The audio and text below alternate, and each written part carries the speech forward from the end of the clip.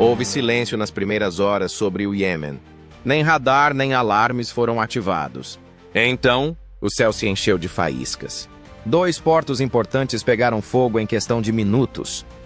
No entanto, este não foi um ataque aéreo típico. Os caças israelenses mais sofisticados emitiram uma declaração forte e inequívoca. O que se seguiu alterou permanentemente o campo de batalha e talvez a área. Descubra o que aconteceu seguindo os segredos da Marinha. Em 16 de maio de 2025, Israel lançou um de seus ataques mais secretos, porém eficazes, ao espaço aéreo iemenita, colocando em ação seu poder aéreo secreto. Sob absoluto silêncio de rádio, uma formação israelense de caças F-15I, especialmente projetada para operações de ataque em profundidade, decolou. Este estado, conhecido como MCON Alpha, não envolve comunicações de voz, radar ou sinais que os sensores adversários possam captar. Todos os aviões voavam no escuro, usando apenas software interno de mira e sistemas de navegação pré-carregados. Esta patrulha não era uma patrulha comum. O fluxo de armas iranianas pelos portos do oeste do Iêmen foi verificado por informações de inteligência de diversas fontes, incluindo dados de satélite e monitoramento humano. Acreditava-se que esses carregamentos fossem diretamente para as forças Houthis, que atacaram Israel e os canais de navegação adjacentes do Mar Vermelho em diversas ocasiões. Isso alterou os riscos. A missão evoluiu de uma ofensiva para uma questão de defesa nacional.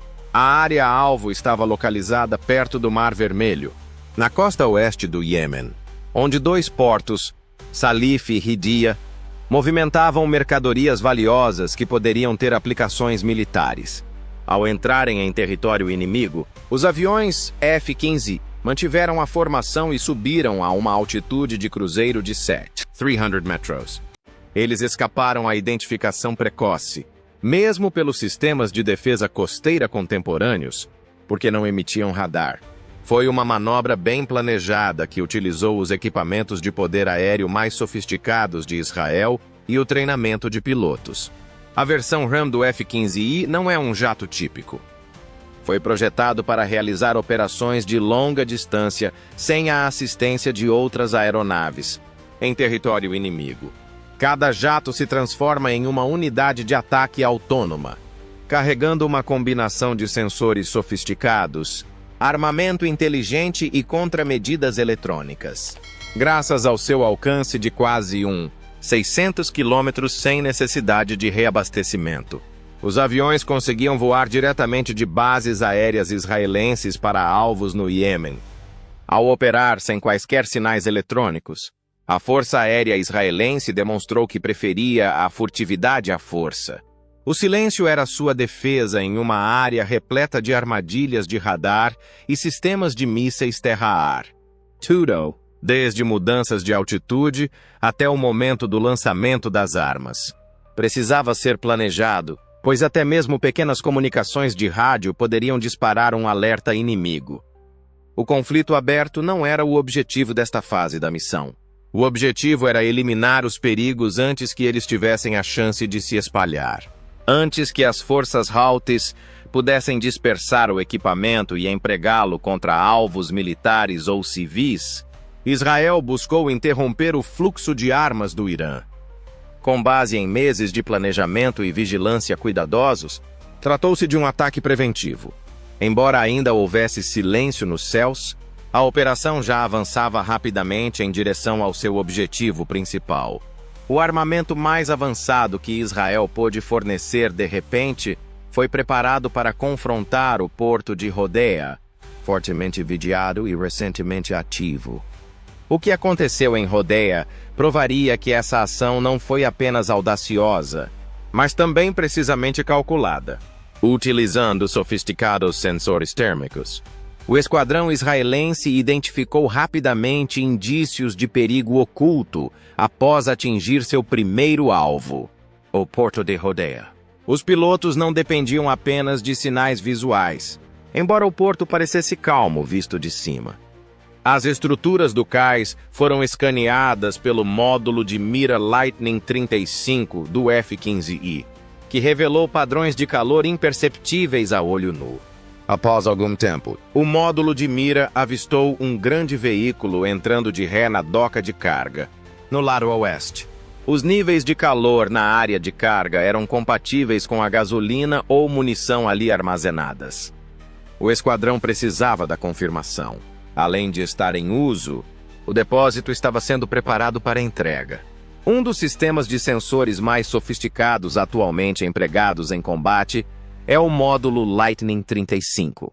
Instalado na entrada de ar do F-15I, trata-se de um pequeno dispositivo que combina identificação a laser, imagens de TV de alta resolução e infravermelho frontal. Os pilotos podem fixar alvos com notável precisão com este pod, mesmo em baixa visibilidade ou neblina. O pod não utilizava GPS nem sinais de rádio. Para missões conduzidas em silêncio de rádio, o fato de tudo ser passivo e indetectável era crucial. A missão prosseguiu rapidamente após a verificação do alvo. O primeiro míssil Rampage foi lançado quando o oficial de armas acionou os sistemas de armamento da aeronave. Não houve tempo para um contra-ataque quando a munição caiu do trilho, pegou fogo e disparou em direção ao porto. Alguns segundos depois, os membros restantes da formação dispararam mais mísseis, cada um mirando em diferentes áreas do complexo de armazéns e nos edifícios portuários adjacentes. O efeito foi severo e instantâneo. Explosões secundárias foram observadas ao redor da instalação por imagens térmicas, provavelmente causadas pela ignição de armas armazenadas após o primeiro impacto.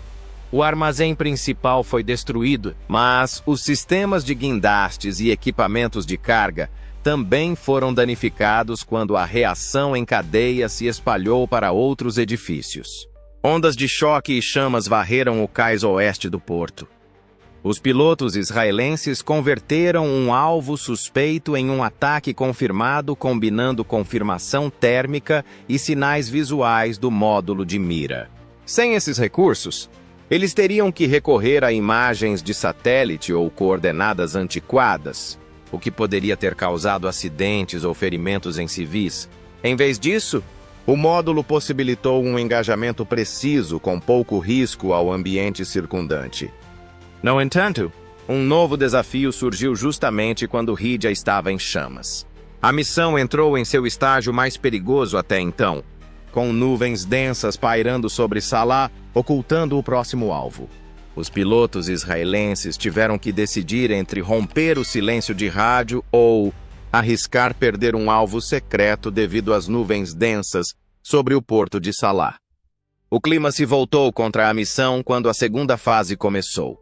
Os sensores térmicos dos pilotos estavam obstruídos por uma densa camada de nuvens costeiras que envolvia quase toda a região ao redor de Salah. Agora, o módulo Lightning 35, que havia se saído tão bem em Hidja, estava praticamente cego. Não havia método para verificar alvos visíveis, e sua visão infravermelha não conseguia penetrar a umidade do ar. Durante esse momento crucial, a Capitã Sarah Naven, da Spada Fork, solicitou a quebra do MCAN Alpha. Isso exigiu ligar o radar a bordo da aeronave e correr o risco de ser descoberta por forças em terra. A missão era crucial demais para ser adiada ou cancelada. Portanto, foi uma decisão deliberada, usando o modo de abertura sintética. O radar ANAPG-70 de bordo começou imediatamente a escanear o terreno abaixo. Ele cortou as nuvens em questão de segundos, criando uma imagem precisa da paisagem.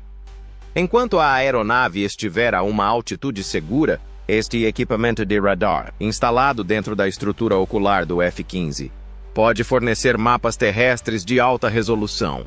Ele pode destacar alvos com forte reflexão eletromagnética, particularmente edifícios de material reforçado, localizar estruturas estranhas e fazer varreduras em condições climáticas adversas. É um dos poucos sistemas que podem funcionar independentemente de dados externos.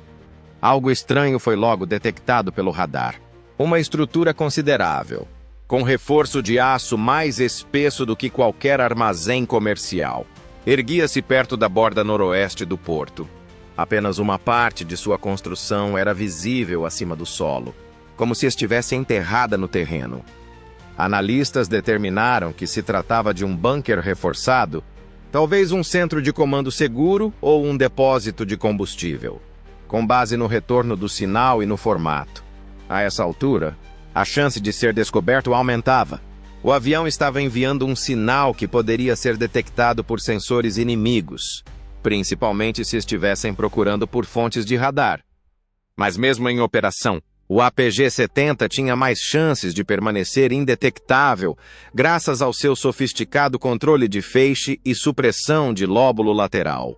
Os dados eram enviados diretamente para o sistema de armas com o alvo travado.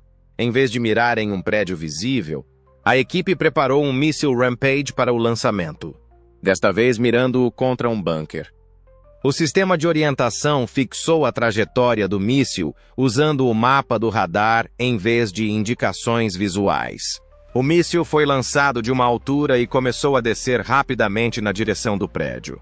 Os jatos israelenses saíram apressadamente da área, enquanto o Rampage rugia em direção ao seu alvo enterrado. O golpe final seria desferido por um míssil em forma de olho, lançado diretamente no centro da fonte de energia inimiga, mas um dos disparos já estava completo. A próxima ação de Israel tornou-se evidente assim que o radar detectou uma construção escondida em Salif. Para isso, enviaram um míssil Rampage. O edifício detectado pelo radar APG-70 não era uma estrutura típica. Com aço e concreto armado embutidos profundamente na terra, suas paredes pareciam muito mais espessas do que as de um armazém típico. Analistas imediatamente identificaram o local como um depósito subterrâneo vital de combustível, com potencial para conter quantidades substanciais de petróleo para uso em operações com drones ou comboios militares. A cobertura de nuvens impediu que os pods infravermelhos vissem o alvo, e a orientação visual comum não conseguiu atingi-lo. Por esse motivo, a equipe utilizou apenas dados de radar. A tripulação disparou um míssil Rampage, feito especificamente para alvos resistentes, após inspeções de última hora. Ao contrário das bombas convencionais, o Rampage pode atingir estruturas profundas e ocultas a grandes distâncias, graças ao seu alcance estendido e à tecnologia de orientação precisa. O perfil de voo do míssil era inteligente. Ele subia rapidamente, voava em alta velocidade de cruzeiro e, em seguida, fazia um mergulho brusco em seu último estágio. Voava muito baixo e rápido demais para a maioria dos sistemas de defesa aérea detectar ou interceptar, utilizando algoritmos de acompanhamento de terreno para se manter apenas acima do nível do solo enquanto descia em direção ao bunker. Isso garantiu o impacto máximo, mantendo uma distância segura do jato que o disparou. O impacto do míssil foi instantâneo. Uma onda de choque percorreu o complexo subterrâneo quando a bomba explodiu após penetrar profundamente no prédio. Sensores térmicos espaciais detectaram um aumento de temperatura de mais de 800 graus Celsius. Combustíveis de superfície não produzem essa quantidade de calor. Isso sugere uma explosão subterrânea significativa, provavelmente envolvendo suprimentos químicos ou de petróleo armazenados. Minutos após o impacto, fotos de satélite revelaram danos significativos em toda a região. Nenhuma estrutura acima do solo permaneceu intacta e grande parte do porto ficou carbonizada. A explosão danificou importantes canais de reabastecimento para os rebeldes Houthis que operam no oeste do Iêmen, de acordo com fontes de inteligência. Sem esse depósito, o abastecimento de combustível na região ficaria interrompido por semanas, se não mais. Essa vitória foi mais do que apenas uma questão tática. Transmitiu uma mensagem sobre como Israel penetra na logística inimiga com poder aéreo de precisão. O míssil Rampage demonstrou sua capacidade de atingir estruturas subterrâneas sem colocar os pilotos israelenses em perigo. O uso de armamento à distância e a mira por radar permitiram que a missão prosseguisse imediatamente. mesmo em circunstâncias desafiadoras. Israel se preparava para a próxima fase do ataque enquanto a fumaça continuava a subir do bunker oculto. Um míssil mirando diretamente no centro da rede elétrica do porto, que viajaria tão rápido quanto um olho humano. Os pilotos israelenses prosseguiram para a próxima missão após destruir o depósito de combustível, cortando a eletricidade que mantinha o porto de Haida. Algo diferente era necessário para esta parte da operação. Ao contrário dos lançamentos anteriores, este míssil exigiu controle em tempo real. O Missile Popeye, uma arma de longo alcance que não é lançada e esquecida, foi a escolha da equipe por esse motivo. Em vez disso, uma transmissão visual enviada diretamente da câmera frontal do míssil para a cabine permite que o piloto o controle em tempo real. O piloto conseguiu fazer correções precisas durante o voo graças às imagens de alta resolução obtidas enquanto o Popeye se aproximava do alvo. Ele não estava apenas observando. Usando o mente, ele guiava o míssil como um drone. A estação transformadora que fornecia eletricidade para todos os sistemas de manuseio de carga de Haida era visível para a equipe conforme eles se aproximavam. Sem essa estação, os sistemas de segurança não funcionariam. A iluminação ficaria apagada e os guindastes não se moveriam. O alvo foi escolhido com cuidado.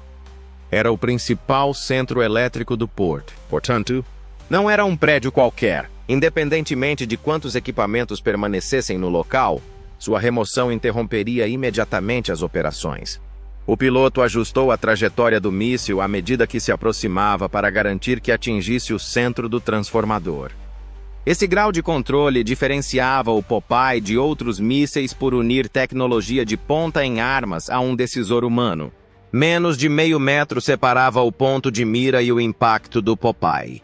Uma forte onda de choque foi enviada através do prédio quando a ogiva explodiu no interior do edifício após perfurar a parede externa reforçada.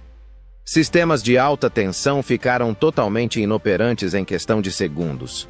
O óleo do transformador se inflamou, causando incêndios que atingiram temperaturas de cerca de 1.000 graus Celsius.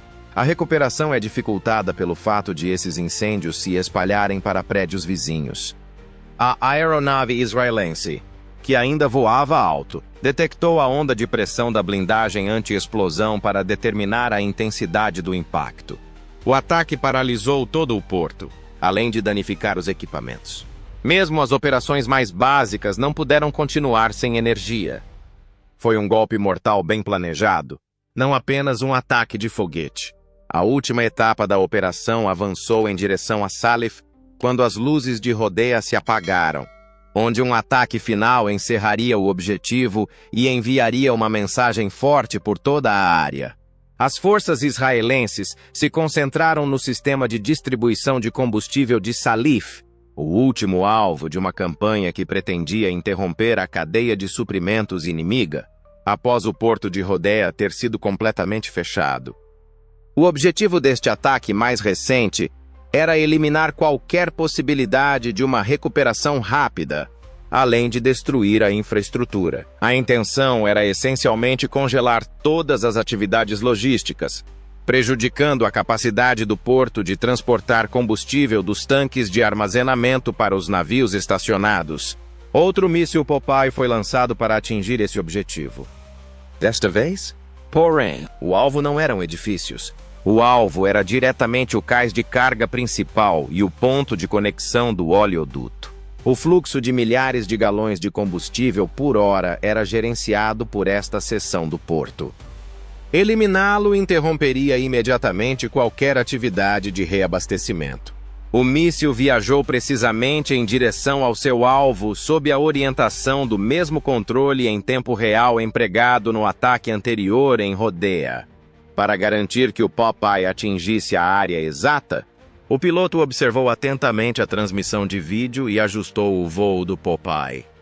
Um componente crucial de toda a operação de transporte de combustível, a unidade de alojamento de válvulas, onde as linhas de pressão e os sistemas de bombeamento convergem. É onde a câmera frontal é fixada. O foguete rasgou como papel o concreto armado ao atingir o foguete.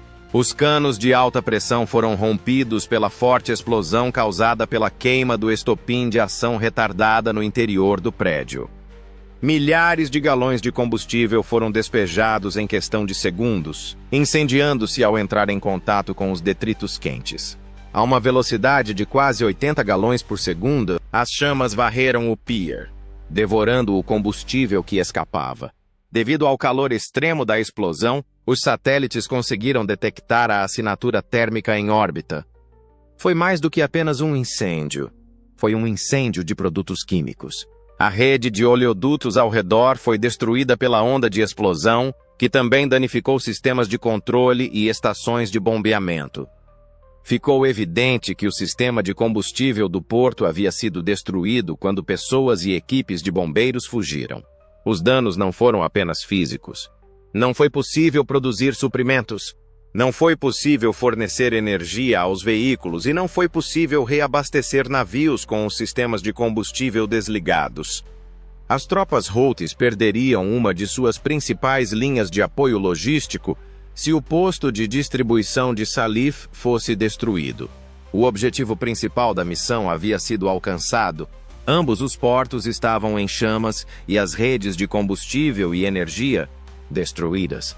A mensagem para o Irã e seus aliados só agora começava a fazer sentido. Ambos os portos, Hodeidah e Salif, ficaram totalmente inoperantes ao final da campanha de ataques aéreos israelenses, deixando um rastro de devastação e uma forte mensagem para Teherã e seus aliados. A rede Houthi perdeu 2 de seus pontos de abastecimento mais cruciais quando os sistemas de gasolina foram danificados em Salif e o fornecimento de energia foi interrompido em Hodeidah. Estes não eram apenas terminais para navios, serviam como locais-chave para o transporte, armazenamento e recebimento de equipamentos militares, combustível e armamento fornecidos pelo Irã. Após a operação, fotos de satélite revelaram danos extensos. Instalações de armazenamento de foguetes e munições foram demolidas, enquanto varreduras térmicas revelaram temperaturas superiores a 800 graus Celsius dentro da instalação de bunker demolida. A fumaça preta da queima de combustível em Salif subiu centenas de metros no ar. Foi mais do que um simples ataque físico. Colocou as forças Houthis em um impasse logístico e interrompeu operações que levaram anos para serem desenvolvidas.